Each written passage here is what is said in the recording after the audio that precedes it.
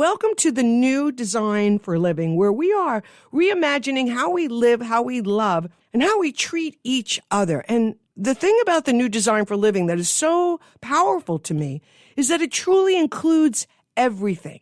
Because today, my very special guest has created the new design for footwear. I want to welcome to the studio Laura Oden, who is the visionary and the founder of Pandere shoes. Laura, welcome to the show. Thanks, Cece. It's good to be here. It's so good to look across and see you and be able to bring this story to life, because there's so many different spokes in this wheel that are going to be relevant for people.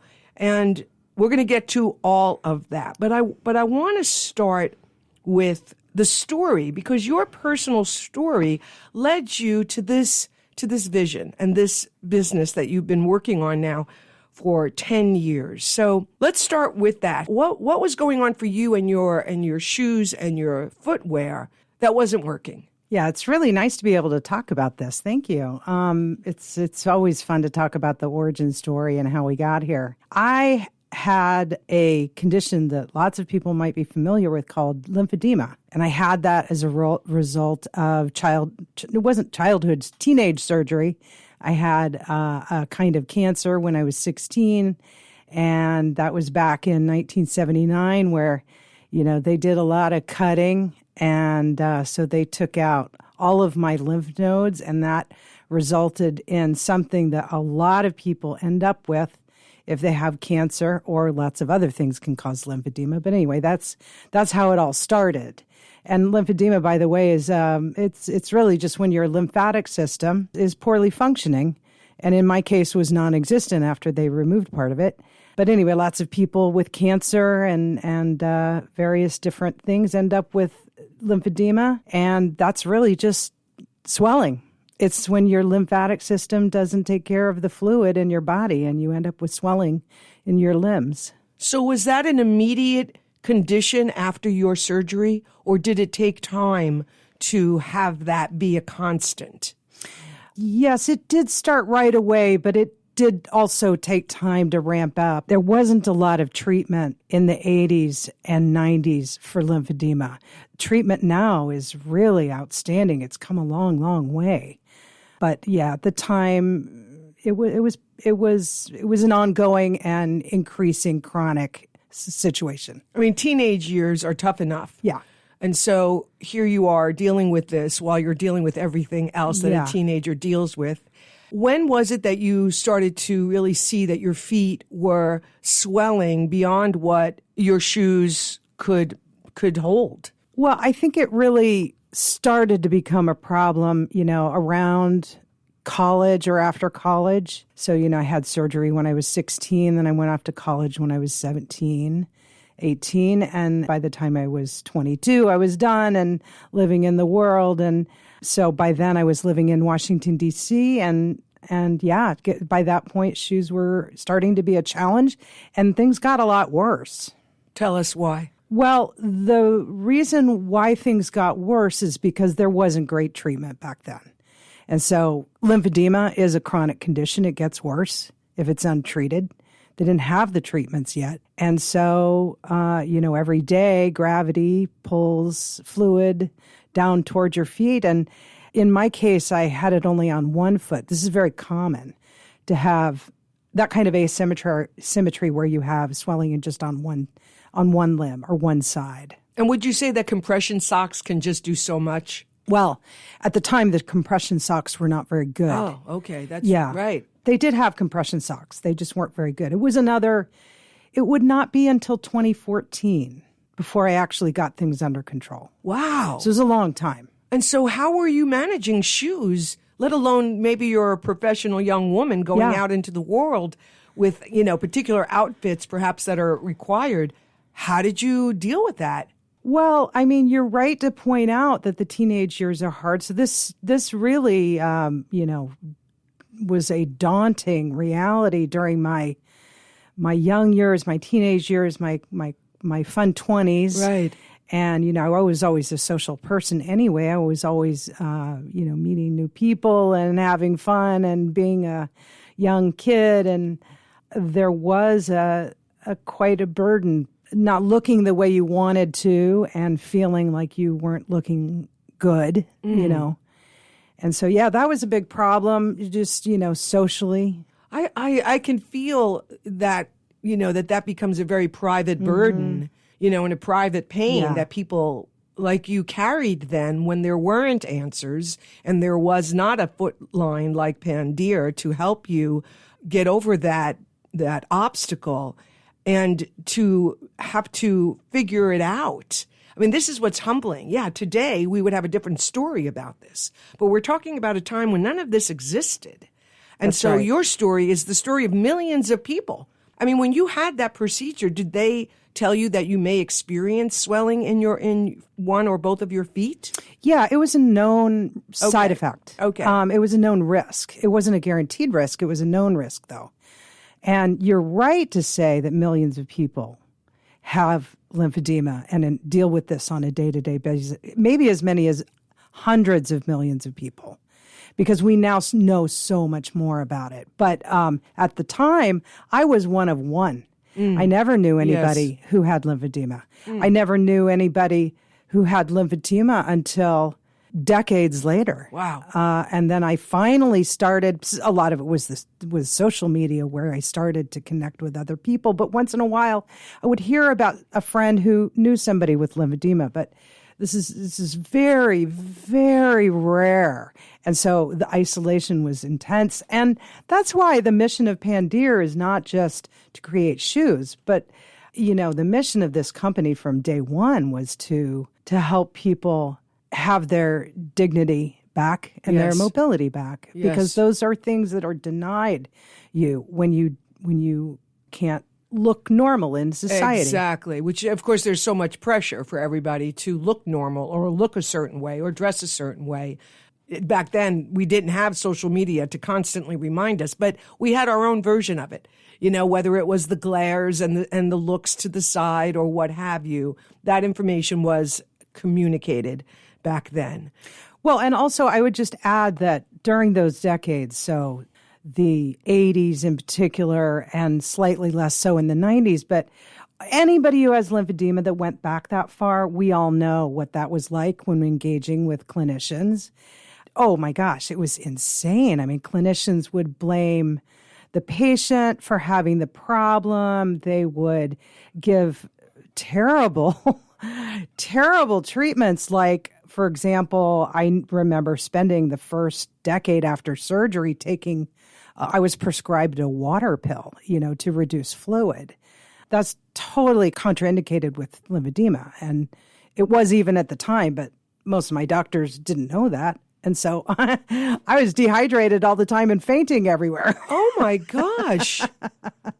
So they were kind of throwing darts at the wall. It sounds like maybe they didn't know like they know now. Yes. And not only that, but also just, a real sense of get over it, girl. Pull up your big panties. This is what you got to deal with. Get on with it. You're not dead from cancer, so, buck up. Well, how gentle and compassionate that is. There was a lot of that. I don't think it's like that anymore. Can you recall moments when you brought to a doctor or a clinician about your shoes, asking them, like, what can I do? Was there ever that kind of a moment? I don't think I had the idea. Okay.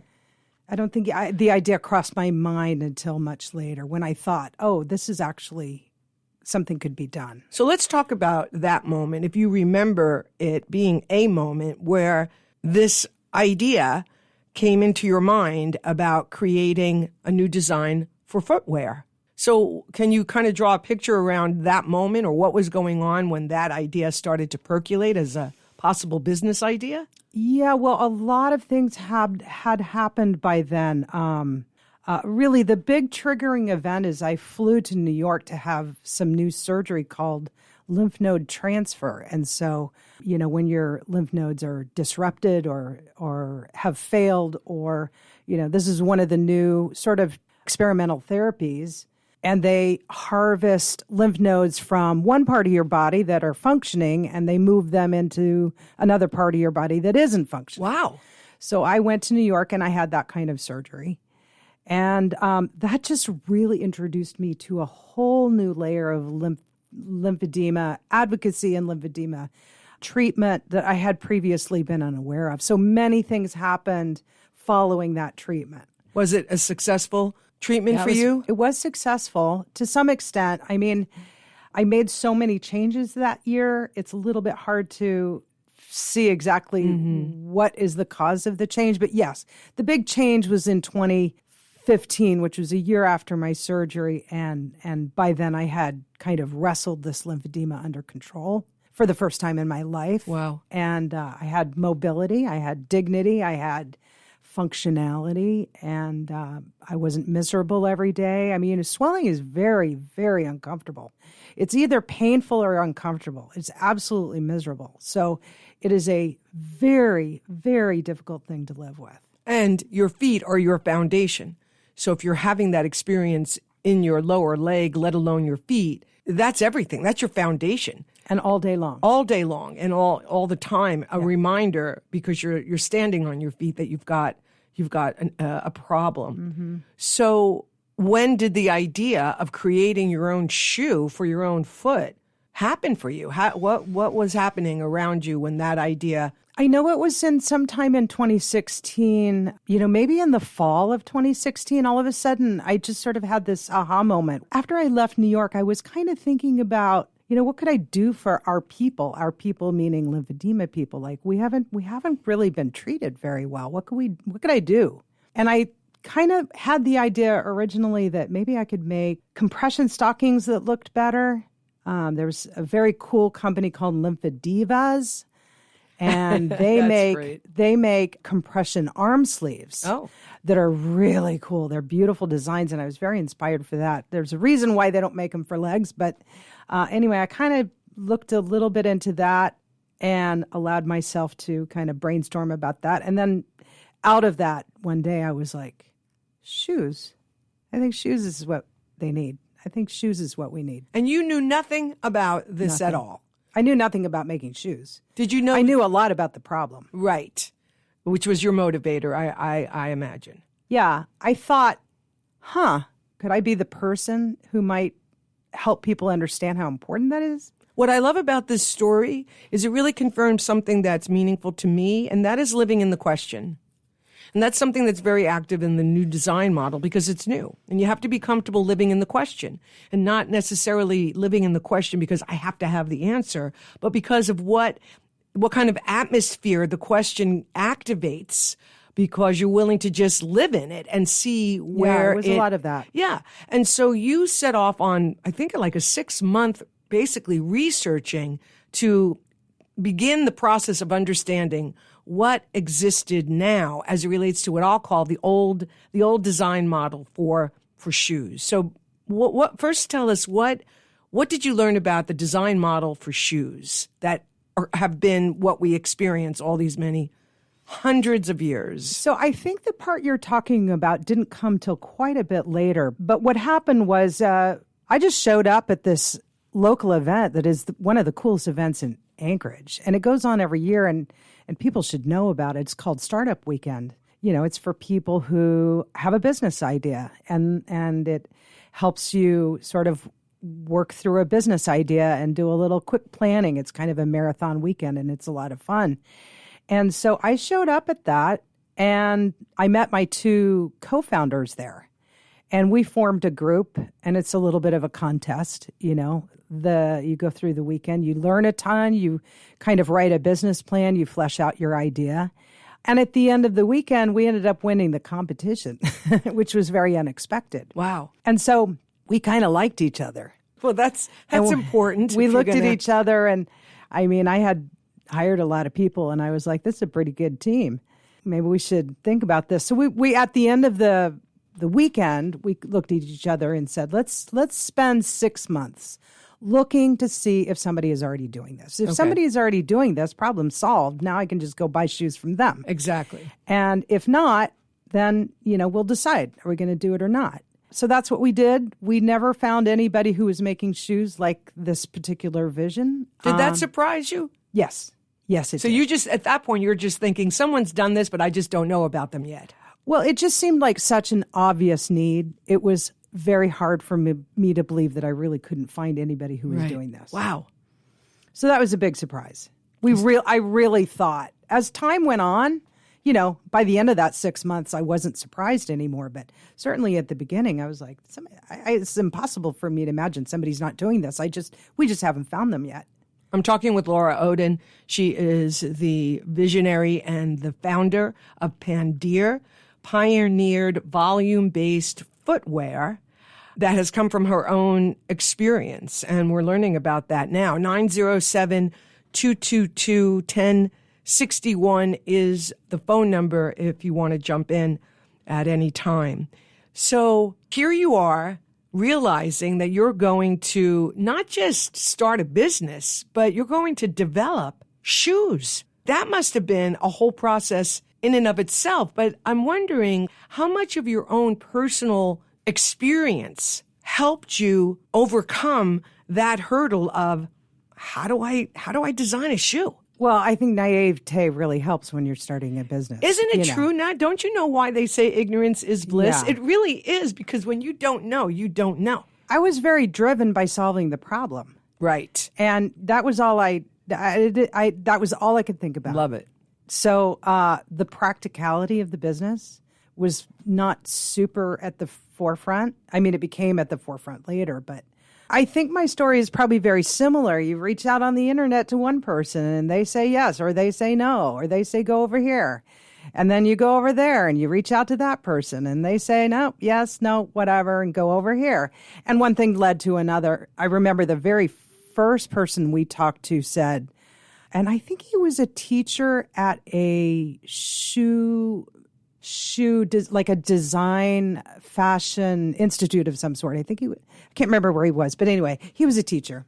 He taught shoemaking, and we had tracked him down. He agreed to talk to us, and he just said to us on the phone, he was like, "Wait, you can't start a shoe company." And we were like, "What is he talking about? What does he mean we can't start a shoe company?" He was like, "You don't understand. You don't understand what you're actually saying you're going to do. It's so much more complicated than you guys are thinking." And we just stayed in our ignorance. We didn't hear him. Nice. We just blew past him. And he told us on the first phone call all the reasons why this wouldn't work. And I will say, sitting here 10 years later, he was right. Why? Why was he right? What were the things that he said then that 10 years later you can look at and go, oh, I get it now? I think the crux of what he was saying is shoes are complicated and they're sophisticated these days. They're not easy to make. They require volume. In other words, they require large quantities to be successful. To have large distribution channels is successful. But really the main kind of elemental point that he was trying to make is shoes, it's not like making T-shirts. That's small, medium, large. Shoes is like making 10 sizes or more. And not just 10 sizes in men's shoes, but maybe 10 sizes in women's shoes. And if you have, 10 sizes in one style and now you have 19 styles, this is a lot of SKUs you're managing. Mm-hmm. but though, what's so amazing is when you go to Laura's website, they're beautiful. You seemingly have overcome that part of it. You developed shoes, you designed shoes, you've got functional shoes, you've got some fashion shoes, you've got open sandals, you've got closed shoes. You did do it in that final outcome way. You figured it out. You cracked the code. I know it took years to do that, but I do also just want to acknowledge that you did do it. Thank you. I agree with you. We did it. I agree with you. We did it. We got the shoes made. There's a lot of improvements that could still be made. At the end of the day, what he was right about is creating a business that can sustain itself is very difficult. And that's kind of the crux that I find myself in right now. It is very hard to have a successful business in this day and age. I don't really know how people do it.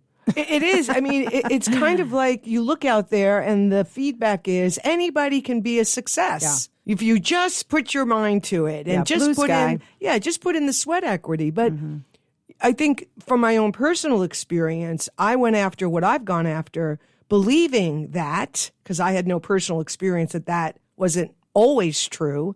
And so when I hit the wall or had to embrace the failure or the non-success of an idea that I poured my heart and soul into, it was additionally difficult and depressing because I didn't understand why I was the anomaly based on the feedback the world was telling me. Yeah. But turns out it's not quite like that. A lot of people start businesses. A lot of people get past that 7th year. And for a lot of people, it doesn't happen for a variety of reasons. And I think that the more extraordinary the vision, the more extraordinary the motivation to solve a population problem, which is what your shoes do, the more weight you carry. It's not just this T-shirt thing. It's not really even just shoes or sneakers. It's a shoe line that has a new design model that solves a problem for millions of people. Well, I agree with you. The product is quite good, and I'm proud of what I've done. I'm proud of what got developed. The shoes are cool. They look good. They function well. They are unique in the marketplace. They're unique in the marketplace. I have a patent, a utility patent that protects them. So nobody can really steal my design. It's not a design patent. They can't really steal the concept. Even the patent office says that what I did was unique. What we did was unique. I don't mean to say just me. So I'm definitely proud of the thing that got built. There's no question about that. I think just how to make a self-sustaining, profitable business is a whole separate thing. And so let's just take a moment. I do want to go back to the actual design model, but let's just follow this thread here because you got to have, you have to have some significant guts and courage to start any business. It is not for the quote unquote faint at heart. Yes, It requires aspects of you that you don't need to activate in your role as an employee, let's say, working for someone else. So how was it additionally hard to start this footwear in Alaska and then as a female? What were some of the things that you had to contend with? And let's just start with being in Alaska. This is a strange place to start a business. There are many, many opportunities for starting a business anywhere. You really can start a business anywhere. And it kind of depends on what kind of business you want to start. I think the businesses that are successful here in Alaska are often relying on only Alaskans as consumers. In my case, I didn't have a preference on whether my consumers were Alaskan or elsewhere. As it turned out, selling in the lower 48 turned out to be much easier. And that's just where the customer base flourished. It didn't mean that I didn't sell to Alaskans. It just meant that there were more of them down there. That's kind of logical. Right. We started online because that was the only place you could start, really. I think one of the things that I've gotten very good at is understanding how to sell online and e-commerce. And, I do participate in a lot of local business startup groups to help startups get through their early obstacles. Because, when you start a business, it's sort of like just a fire hose of information all the things you should do. And so people need help with that. So I'm involved in local groups that help with those kinds of early startups. Have you found yourself wanting to say or actually saying to someone what this gentleman said to you all those years ago about not starting this shoe company, not doing this because it's not going to work? Do you ever have that feeling in yourself to ever say something like that to someone you're listening to, even if you don't say it? I would never say anything like what he said to us, no. He may have been right to say it that way. I don't know. In the end, I think I tend to be more respectful of the person starting the business and what it is that they want to do. I think there is so many unknowns when you start a business that a lot of times those early startup folks can't actually see things that you can see. Right. So it's very hard for them to envision it a lot of times. And it's for sure not a straight line. It's not a straight line. And when I say their early stage means they can't see some of the complexity that I can see, that doesn't mean that I'm right or that they can't start the business or that these obstacles will actually manifest for them. I mean, the main thing about Alaska is there's not a ton of support up here to start businesses. So what kind of support? I mean, it really hardly exists anymore. I mean, how are you going to start your business? Well, you're going to go borrow a bunch of money? What's going to fund it? How are you going to start out? Are you going to buy some supplies and make the thing yourself and then sell it for a little profit and get cash flow going? Or are you going to borrow money? Or are you going to get an investor? There's just not a lot of options. And, one of the reasons that we were successful is because at the time there was all these little tiny contests. So they had startup contests that were happening sort of throughout the year, and we would apply to all of them, and we would pitch at all of them, and we would win a lot of them. Mm-hmm. I mean, by the time we were done with the contests, we won a national contest from the Kauffman Foundation, and that was really nice. Yeah. And then from there, we went on to pitching for investment. But a lot of that infrastructure is gone now, and a lot of the grant infrastructure is gone. A lot of the infrastructure to support businesses is really overtaken by the university and the sort of alphabet soup of organizations that are there to support businesses, but they don't really give money. They don't give money. They just help you in one thing or another. Right, because at some point an idea needs an investor. That's just... Well, you've got to have money to start a business. It's either coming out of your home equity loan. Right. Or, somebody's going to lend it to you or give it to you. I mean, these are just the realities. Yes. And if you're a business owner and you've got a story or you're hearing what Laura is saying and it's resonating with you, we'd love for you to join the conversation. 907-222-1061 is the phone number. Laura Oden is my guest. She is the founder of Pandere. It is the new design for footwear. And I do want to go back just a minute to the footwear itself because so I have a bunion on my right foot, and it doesn't hurt me, never has, but it is significant, and consequently, I always have to get wide-width shoes. And even that has its limitations as a category. I wasn't a high-heel woman. I was a block-heel woman.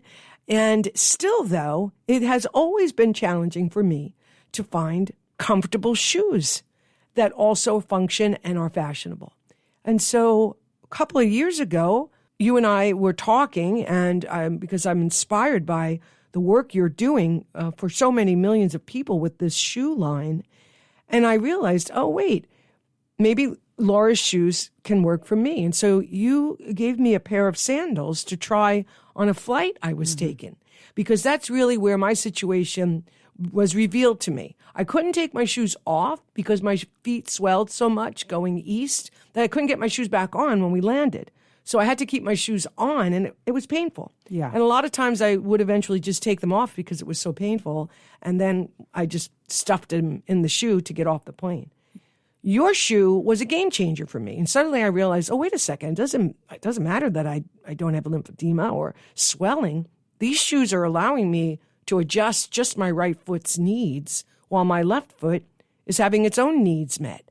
And that really was a personal revelation for me as it relates to the revolutionary concept of your shoes, that they allow people to accommodate each foot's unique reality. Yeah. And so for me, yes, they solve all these problems, and they also simply offer us something that we've never even had the chance to experience when we put on a pair of shoes. Yeah, in my heart, I'm like, everybody should buy a pair of these shoes because it's such an eye-opener to what can be true for your shoes that the old design model doesn't, by the nature of its design, afford us.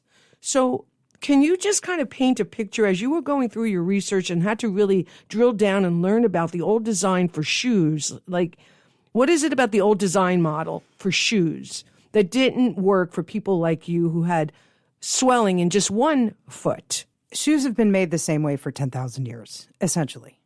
Wow. Wait, yeah. I wasn't ready for you to throw out that number. 10,000 years. Basically. Okay. Yeah. Wow. Talk about an idea that's ready to be reimagined. That's it. Okay. So 10,000 years. I mean, the basic concept is you have a length and a width. I mean, length was first and width came second. Okay. So those are the two metrics that you work with. When you go into a shoe store, that's kind of all they've got. That's all they've got to fit you. So you're going to try on 50 pair until you get one that feels good. And part of the reason why you try on 50 pair until you get one that feels good is because your feet change over the course of your day. Oh. And they also change over the course of your lifetime. And so you have feet that, depending on what your age is and depending on what your conditions are, your medical conditions, and then also depending on what your foot condition, your environment is, your feet can be a lot of different things all on one day. You know, if you get on a plane, that's going to completely change the way your feet react, especially if you're over 50. You're going to have foot swelling if you're over 50 on a plane. But if you have a medical condition on top of being over 50 and being on a plane, you might be in really bad shape by the end of that plane ride. Like, you might really end up, not being able to walk. The idea that we had was length and width isn't enough. Mm-hmm. How do we make something that can accommodate swelling? The other thing is, early on, I wanted to say about the bunions, like, we made shoes for swelling. It just turned out that solving the problem of swelling, it also solved the problem of bunions. It also solved the problem of hammer toes.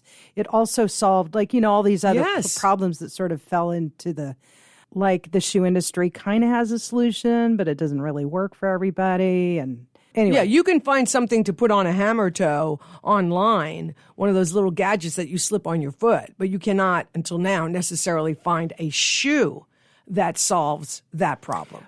Well, you can. The shoe industry makes extra depth shoes for hammer toes, but they will look very orthopedic, and they may not fit good on the rest of your foot. And especially if you need an extra height foot on shoe on one foot but not the other foot. So the asymmetry is a big part of it. They make shoes that are very wide and deep. Like, if you go buy an 8E or a 6E with the shoe, those are, I don't mean size 8 and E width. I mean like a size 8 and then the width is 8E. Right. They make them all the way up to 10E. Wow.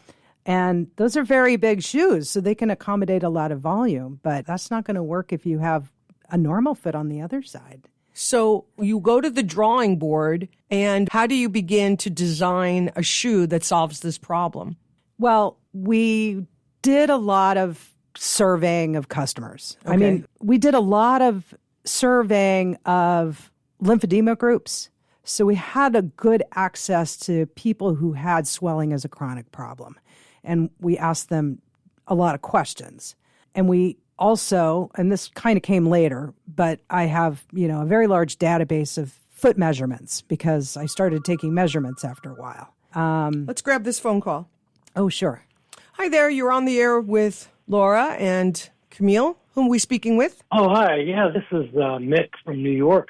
I just was wondering about the number of people. It's a very interesting conversation you're having.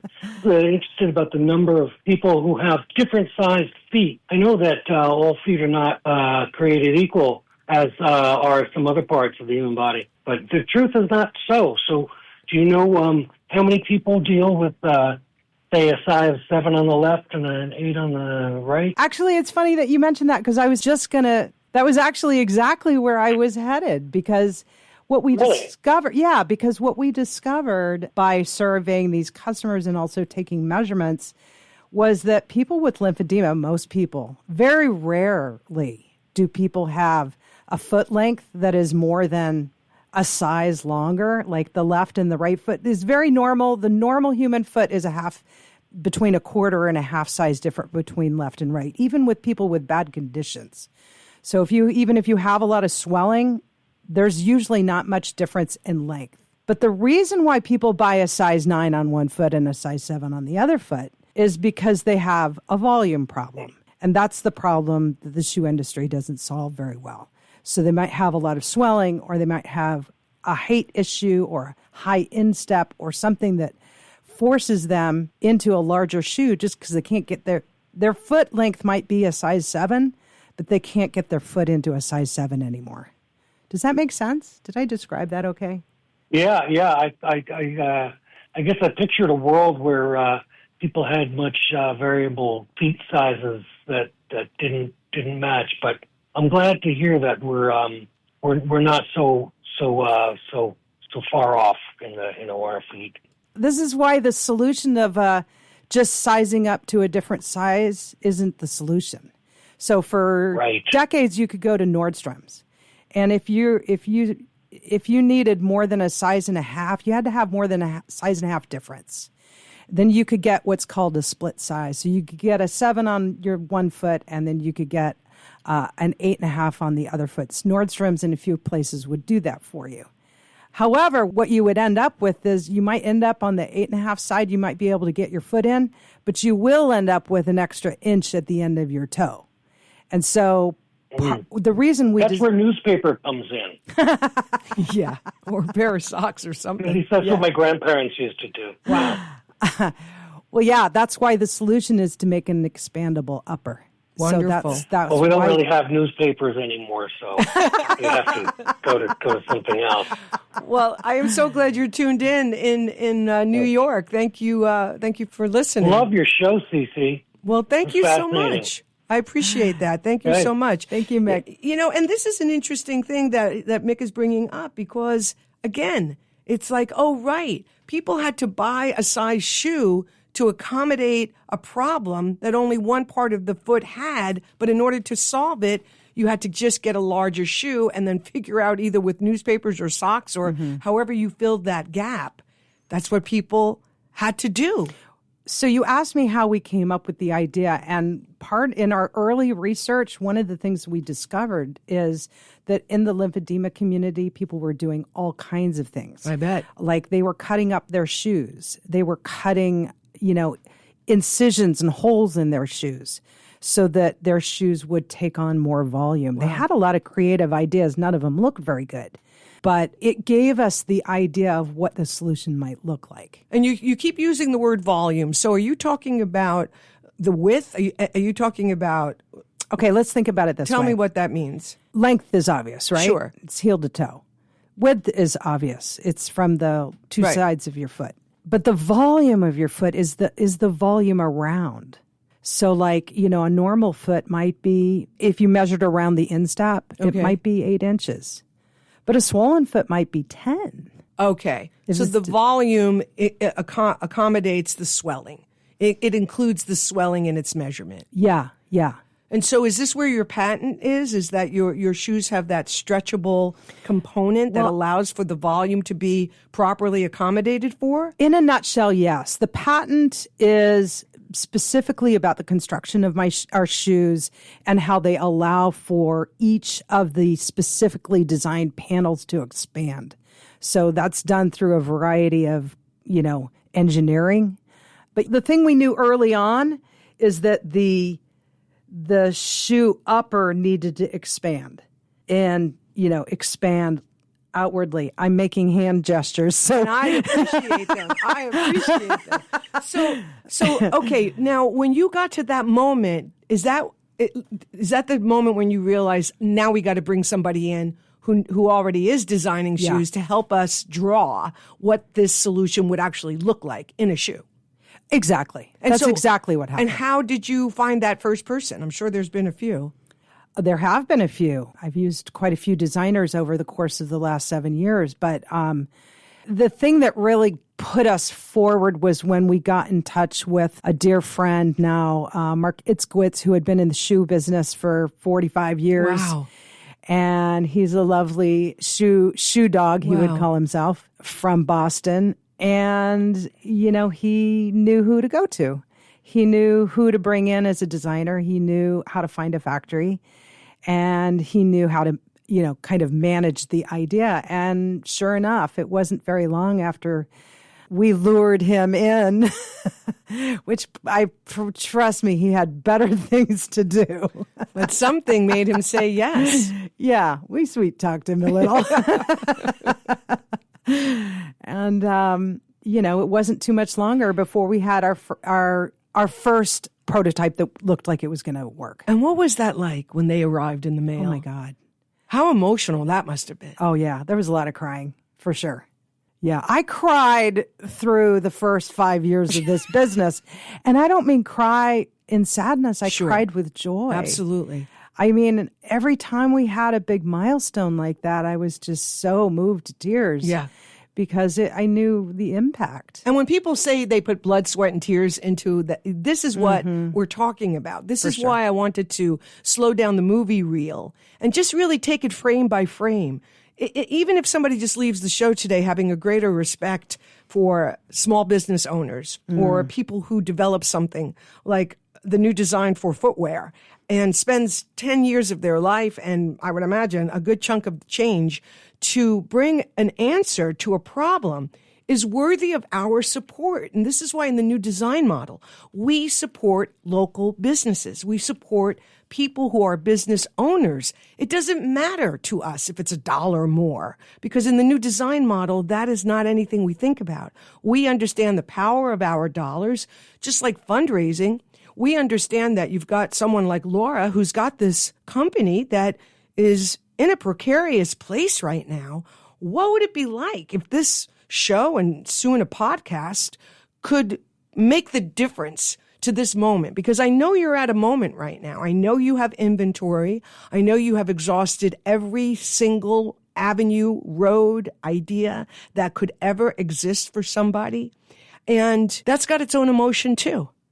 And I would imagine that however this goes, you're going to look back and know, like if you ask the question, did I do everything I could? The answer will be yes. Yeah. So in that way, it will never be, quote unquote, a failure. In the new design model, failure is just a feedback mechanism. It just tells us that we haven't quite hit the mark yet. So tell me where you're at now and how really can we help? Well, I don't know what's going to happen. It is true that this fall has been extremely difficult. I mean, it's obvious that the tariffs are a huge impact. You know, at the time where I purchased my shoes, the dollar was very weak. It's been much weaker this year for dollar to euro than it was in past years.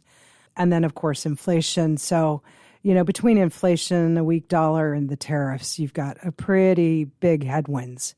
And now even the fall, like this is happening across the economy, the fall sales is sluggish for sure, even with the big stores. So, you know, we'll see what happens. I am not tired of the business. I think there's a million more things that could be done. I feel 5 feet from gold in the sense of, yes, I feel like I was just right there. Yes. But it is a hard time. It's a very hard time. I think it's not a hard time for me. I think it's a hard time for most businesses or most small businesses, smaller retailers like me. In my ignorance, I say to myself, well, I just don't get this. It's a problem. Oh, me either. She has a solution.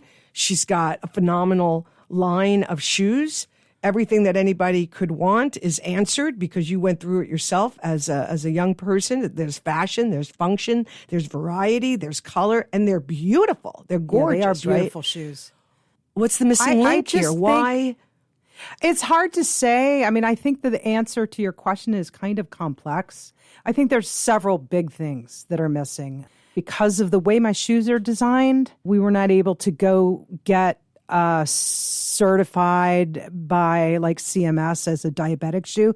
So shoes, where the money for shoes is with diabetic shoes. People sell diabetic shoes that have to follow certain construction requirements defined by CMS, which is Center for Medicare and Medicaid. And because of my, like, for example, the heel construction. So we've designed an expandable heel, and that is very intentional because people with swelling, they have larger ankles. If you watch Saturday Night Live, you'll hear them making lots of fun of President Trump's cankles. So, and it's true. You know, if you have swollen ankles, you need a heel that is kind of the opposite of all the shoes that CMS defines as reimbursable in their diabetic program. So anyway, that was a long way of saying we haven't cracked that nut yet. So we're not we aren't able to get reimbursement from insurance. Mm-hmm. You know, we're just kind of the small guy, and so we don't have a 25-year history and footprint on the internet. So OrthoFeet and Dr. Comfort and all those other type orthopedic type shoes, they can outspend us, and they can just sort of dominate the landscape. So those are some of the reasons. Also, you have now, I think this didn't exist back 10 or 20 years ago as much, but now you have a medical industry that is abhorrent to recommending products. They just won't do it. It opens up liability from them, and they just won't go there. They just have a categorical no. Aside from going online and purchasing a pair of shoes or getting your website linked to people who have any one of the problems we've discussed today, is there any one thing that someone in the industry or not could do from a business perspective that might elevate your standing? There's lots of things people could do. Tell us. I mean, how lovely it would be if some clinician or therapist to PT, OT, anybody who knows anything about lymphedema would go, post on some Reddit site the question somewhere about, because Reddit is actually indexed by large language models. So, if somebody were to post on Reddit about here's the solution for swollen feet and other problems, that would be beautiful. I can't do it myself because, that's not the way you do it. Same for LinkedIn. Those are places that can get indexed by SEO and Google crawling and places like that. Well, I want to encourage anyone who's listening, and if anybody's listening and they want to help, just contact me. Okay. Well, what's the website? Give us the website address so people can go right now if they haven't been searching while we've been chatting. Sure. It's pandereshoes.com. So that's PANDERE and then shoes, SHOES.com. Pandere, by the way, is... Yeah, what does that mean? Yeah, it's a Latin word. It means to stretch, expand, or unfold. Oh, wow. Yeah. Everything is intentional about this business. I love that. I didn't know. And I never thought to ask, but now it makes obviously so much sense. Listen, to the annoyance of people, I know, I am an optimist to the end. And I have nothing but deep and profound respect for how you've spent the last 10 years of your life. And as someone who's an entrepreneur, I understand the rest of the story we didn't even get into because this is sacrifice. And I just want to keep reminding everyone that this is someone who's dedicated 10 years of their life to solve a population problem. That's rare. I don't know anybody like you. I know of people, very kind. But it's true.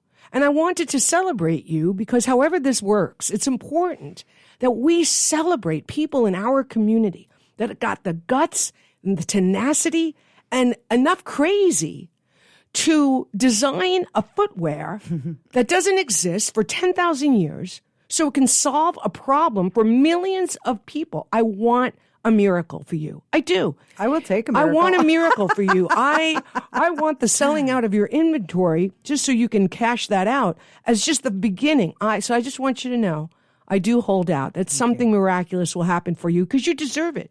They always say, just hang in there. Like you said, I'm at the five-yard line, right? Yeah. And there are business realities that cause somebody to have to make decisions along the way. So please keep us up to date. If anything goes crazy bonkers today as a result of the show, please let me know so we can share the good news. And thank you. Thank you for giving me a pair of shoes that solved my problem. And thank you for everything you've done, as well as your co-founders and all the people that saw the vision that you saw. I mean, that one guy said, don't do it. And yet look at all the people that said yes, because you said yes. Yeah. If you had said no right away, you would have never been on this journey, which has taught you so much. I will add just one tiny little thing before we wrap up, that hundreds and hundreds of therapists do refer people to our website privately, but that doesn't end up getting, kind of indexed on the larger website. So I think that to get things public, to get backlinks to Pandere is kind of the immediate biggest thing that would help. And for all the things that go viral, this is something that is worthy of going viral. There was an 85-year-old veteran working at a store in some city, and some young person went up to him and found out that this gentleman had to work because he lost everything and his wife was sick, and that's why he lost everything. And, the guy left, put up a fundraiser. They raised $1 million for this veteran. this is what's out there. This is what's possible. And I am just doing everything I can today to funnel that kind of focus and support and miracle building for you, because you really deserve it. And so do all the people whose lives would be significantly improved when they put on one of your gorgeous pairs of shoes. So thank you. Thank you. And thank you for being with us today. You, Laura Cece. Oden has been my guest, an inspiring story for all of us. And thank you so much for tuning in to The New Design for Living. All of the shows are on podbean.com and Apple Podcasts. So once the show is over, I grab the recording, turn it into a podcast like I will for this, and make it available on my Facebook page, and you can take it from there. We sure do appreciate it. Take good care of yourself, and I will see you next Monday.